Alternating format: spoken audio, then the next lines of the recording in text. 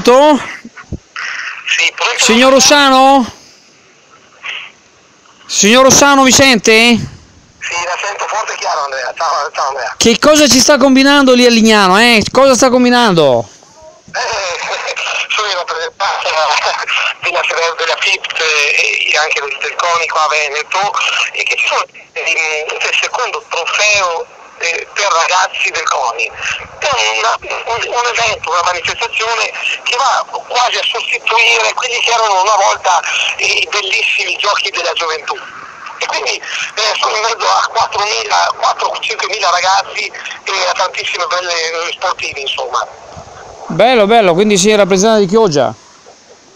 Sì, diciamo di sì. Diciamo che questo ci può servire da spunto, infatti come sempre cerco di cogliere degli aspetti per casomai da vedere che possono essere utili per l'esperienza nostra, insomma, e di sviluppo anche della nostra località, se c'è qualcuno che li vuole recepire.